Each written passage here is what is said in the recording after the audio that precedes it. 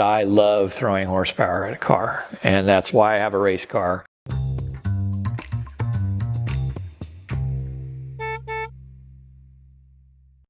I'm the vice president of the Oldsmobile Club of Southern California. My dad took me to the drag races when I was about 11 or 12, and it was pretty much done by then. It's going to be a DNA imprint on my way of thinking about the world and the automotive world.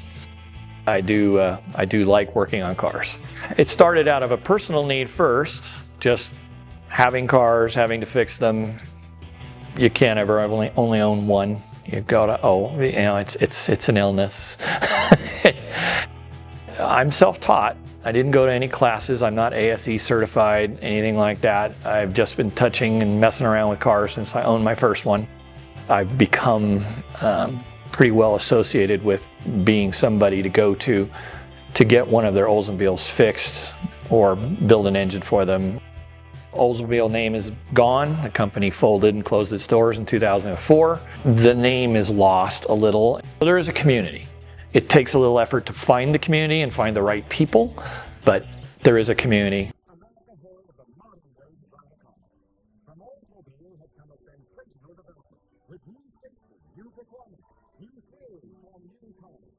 I think what most people who kind of know anything about the innovations of Oldsmobile, the biggest credit is the overhead valve V8. So in 1949, Oldsmobile introduced that style of engine, which revolutionized the automotive industry as a whole. That became the standard of V8 engines to this day.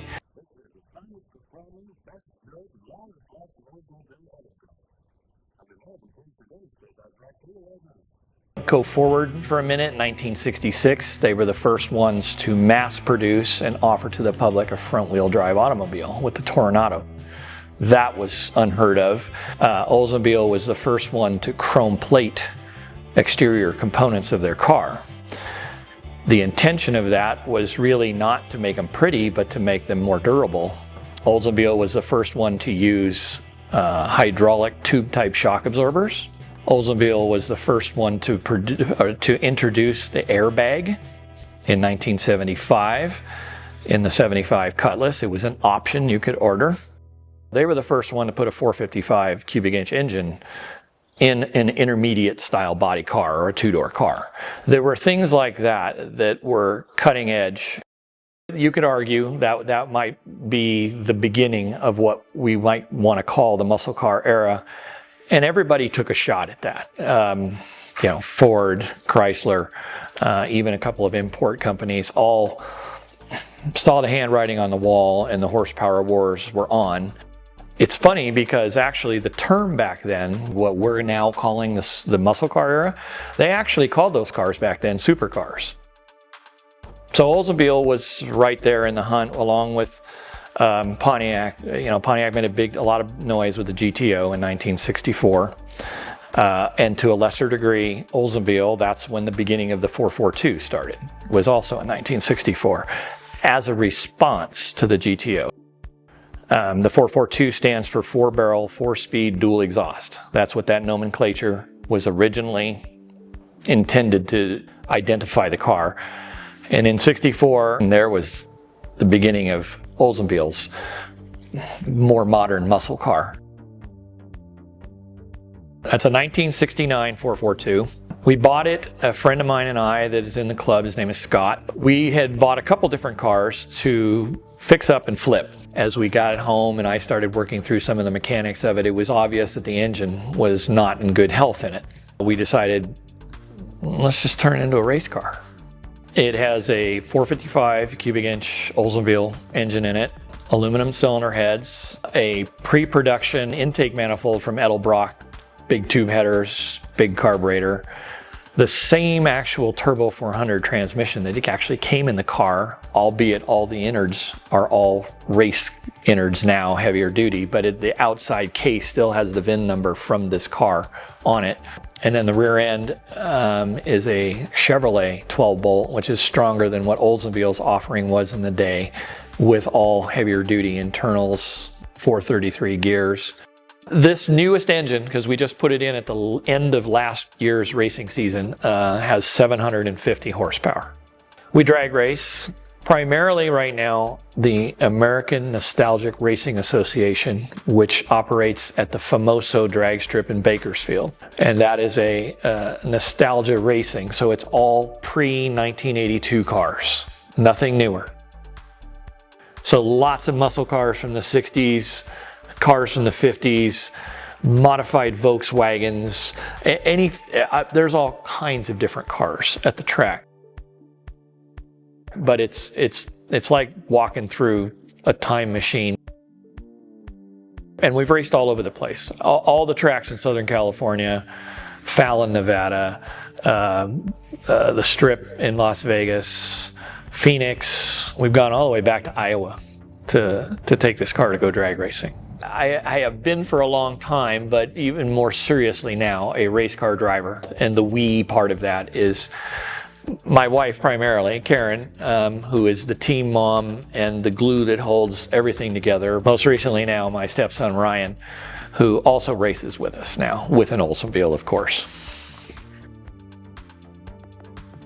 What is it about these cars that really speaks to you?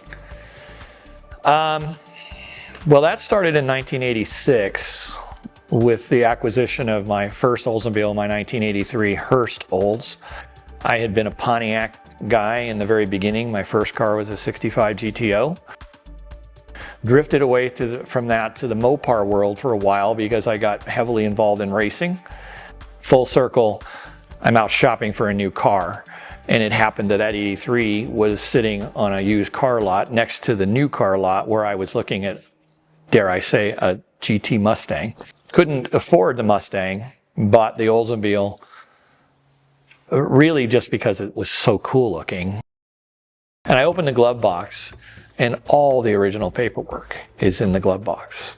Documentation on particularly collector cars or low production cars is highly sought after. And so having all of that in the glove box was like,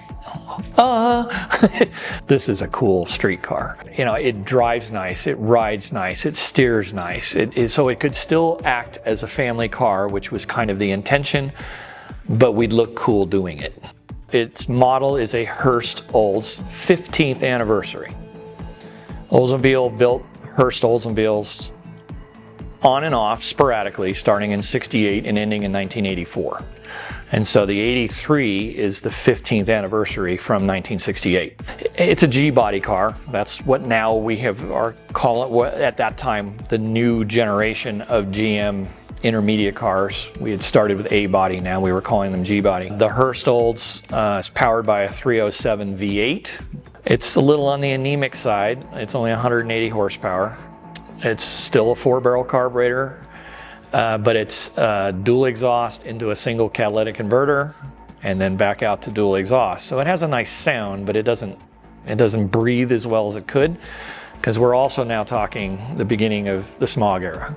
1981 was the beginning of OBD1, computer controlled stuff, and that car is part of that. It's got fresh air intake, chrome lid air cleaner. It does have a specially calibrated carburetor. It has a different cam in the engine. So they didn't just do appearance package. They hopped it up what little they could for the smog era. It has stripes. It has a unique paint scheme, black over silver, and that's the only way you could get the car.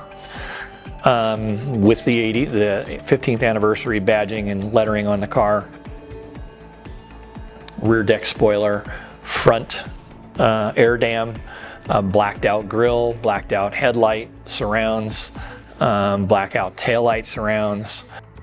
Interior wise, really kind of the showstopper of the car is the lightning rod shifters. So there are 3 shifter rods sticking out of the center console in this car, so that you can either drive the car just normal with 1 shifter, or you can engage the other 2 shifters and manually shift that transmission through all 4 gears.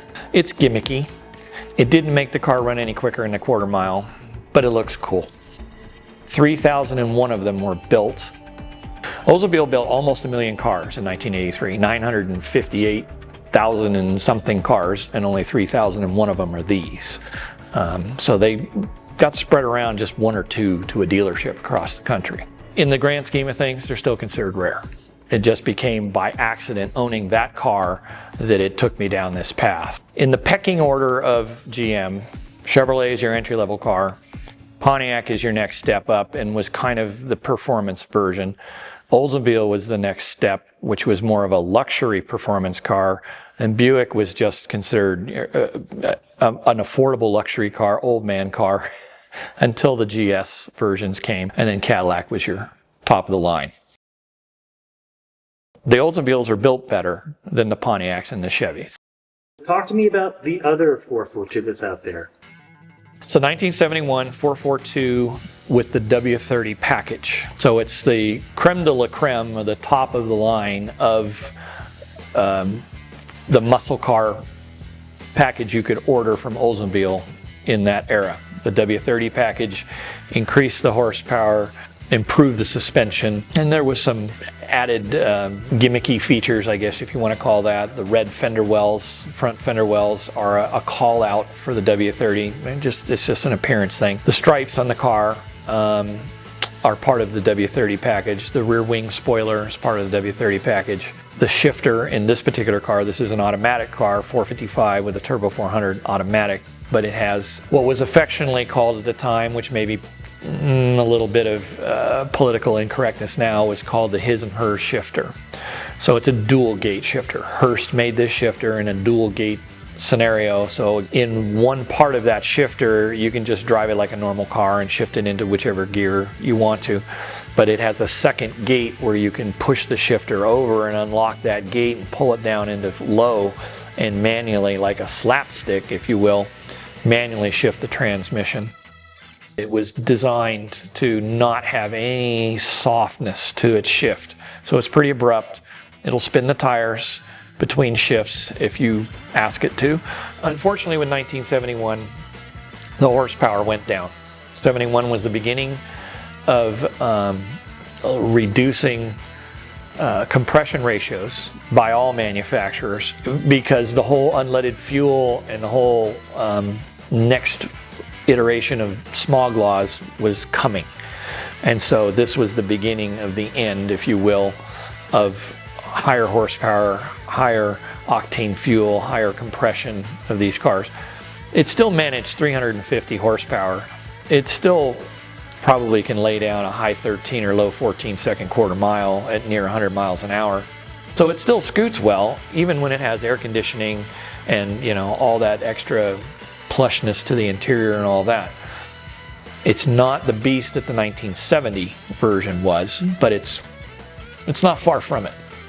I've always been drawn to that car. Its color, its styling, it's a W30. Only 910 of those cars were built, and of that only 500 and change were air-conditioned cars.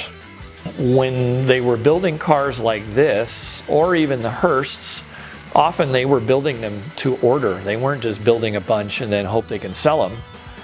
They weren't going to go to the trouble of building a car that may already not be much of a moneymaker without having an order already.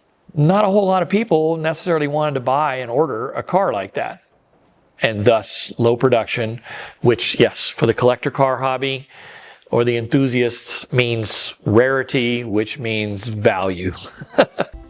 442s in general are sought after. W30s are highly sought after. Some of these cars can achieve six figures. But it's a great street cruiser. It's a great car to just drive to a cruise night or a car show or just drive around in. And so it is streetable, and I would leave it completely that way. But I love throwing horsepower at a car, and that's why I have a race car.